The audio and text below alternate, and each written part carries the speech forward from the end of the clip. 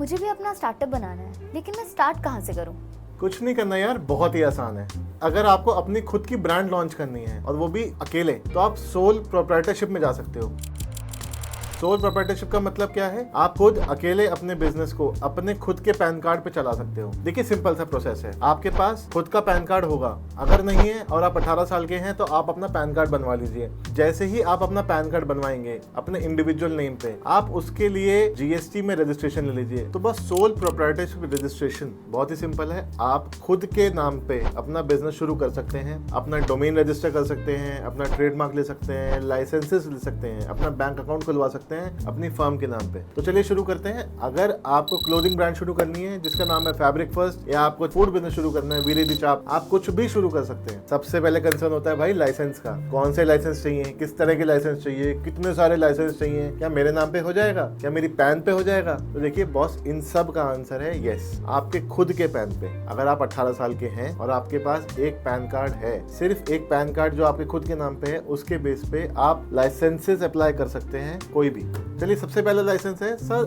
आपको शुरू करना है जीएसटी रजिस्ट्रेशन के साथ। हालांकि जीएसटी रजिस्ट्रेशन की लिमिट अगर आप गूगल में देखेंगे या हमारी वेबसाइट पे देखेंगे तो 40 लाख है फॉर मैन्युफैक्चरर और 20 लाख है फॉर ट्रेडर या सर्विस प्रोवाइडर। लेकिन हमारे बैंक्स जनरली जीएसटी रजिस्ट्रेशन को मानते ही मांगते हैं अगर किसी को भी सोल प्रोप्राइटरशिप के नाम पे रजिस्ट्रेशन कराना हो। तो अगर वो कहें कि भाई जीएसटी नहीं है तो वो कहेंगे भाई शॉप एंड एस्टैब्लिशमेंट सर्टिफिकेट ले आओ। तो शॉप एंड एस्टैब्लिशमेंट सर्टिफिकेट क्या होता है जी? अगर आप कोई कमर्शियल प्लेस चलाते हैं तो आपको एमसीडी से शॉप एंड एस्टैब्लिशमेंट सर्टिफिकेट लाना पड़ता है। तो स्टेट टू स्टेट वेरी करता है, उसकी फीस वगैरह वेरी करती है। तो इसके अलावा बॉस एक होता है एमएसएमई रजिस्ट्रेशन। एमएसएमई रजिस्ट्रेशन क्या होता है? देखिए, एमएसएमई ना एक एक्ट है, micro small and medium enterprise. उसमें क्या होता है कि कस्टमर आपको 45 डेज में पेमेंट करेगा ही करेगा। अब भाई है क्या, अगर कस्टमर मुझे 45 डेज में पेमेंट नहीं करेगा तो भाई कोर्ट जाओ। अगर जाएंगे आप कोर्ट में केस भी कर सकते हैं, लेकिन कोर्ट में जाने का जो रास्ता है वो आपको एमएसएमई एक्ट जो लॉ है हमारा वो प्रोवाइड करता है कि आप किसी भी कोर्ट में केस कर सकते हैं अगर आपको 45 डेज के अंदर पेमेंट नहीं करेगी। तो चलिए आगे बढ़ते हैं। इसके अलावा और से कौन से लाइसेंस हो सकते हैं? देखिए, मैं जो सजेस्ट करूंगा, अगर आप कोई डोमेन नेम ले रहे हैं, ऑब्वियसली आजकल वेबसाइट का जमाना है, ऐप का जमाना है, कुछ ना कुछ तो अपनी ब्रांड आप एस्टैब्लिश करेंगे ही ना करेंगे, चाहे वीरे दी चाप करे चाहे फैब्रिक फर्स्ट करे।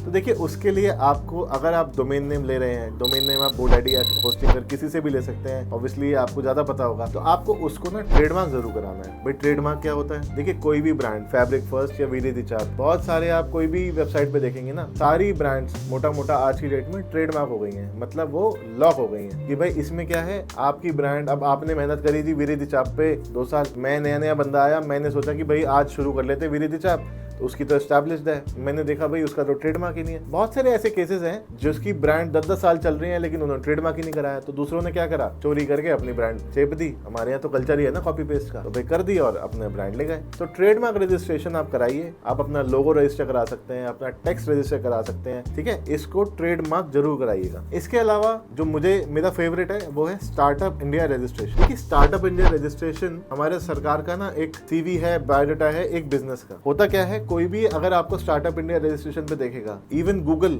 ये देखता है, अगर आप ऐड चला रहे हो, परफॉर्मेंस मार्केटिंग कर रहे हो, अगर आप स्टार्टअप इंडिया की वेबसाइट पे लिस्टेड हो तो .gov.in पे अगर आपकी प्रोफाइल बनी हुई है ना, तो वो भी आपको अलाउ कर देगा ऐड चलाने के लिए, लेकिन कई केसेस में वो बंद भी कर देता है। तो स्टार्टअप इंडिया रजिस्ट्रेशन बहुत ही सिंपल होता है, वो आपकी डॉक्यूमेंट डिटेल्स मांगता है और वो आपको रजिस्टर करवा देंगे अपने पोर्टल पे। तो ये जो सारे लाइसेंस है ये आपके पास होने चाहिए आइडियली, अगर आप सोल प्रोप्राइटरशिप में जा रहे हो। इसके अलावा जो एक कंसर्न होता है एक सोल प्रोप्राइटर का, या जो खुद के बिजनेस करते हैं उनका एक कंसर्न होता है भाई बैंक अकाउंट खुल जाएगा। जी हाँ, बैंक अकाउंट बिल्कुल खुल जाएगा आपके पास अगर ये लाइसेंसेस होंगे। कई बार हर बैंक को जीएसटी नहीं चाहिए होता, वो कहते हैं शॉप एंड एस्टैब्लिशमेंट सर्टिफिकेट ले आइए या ट्रेड लाइसेंस ले आइए, जो कि ऑलमोस्ट एक सिमिलर है शॉप एंड एस्टैब्लिशमेंट सर्टिफिकेट की तरह। तो जीएसटी अगर नहीं लेना चाहते, आप सोचते हैं कि मेरा प्रोडक्ट भाई 0% में आता है, कई प्रोडक्ट्स होते हैं जैसे चावल, एफएमसीजी गुड्स वगैरह, कोई ऐसे प्रोडक्ट्स हैं जो आप एक्सपोर्ट ही करना चाहते हो भाई, कि आप जीएसटी लेना ही नहीं चाहते, एक बार बैंक से बात कर सकते हैं जो कि शॉप एंड एस्टैब्लिशमेंट या ट्रेड लाइसेंस अलाउ करके भी आपका बैंक अकाउंट खोल सकते हैं। तो आपके पास डोमेन नेम हो गया, आपके पास वेबसाइट हो गई, आपके पास ब्रांड नेम हो गया, आपके पास ट्रेडमार्क हो गया, आपके पास जीएसटी हो गया, एमएसएमई हो गया, स्टार्टअप इंडिया रजिस्ट्रेशन हो गया। ये अगर सारे लाइसेंसेस आपके पास हैं तो आपकी सोल प्रोप्राइटरशिप तैयार है।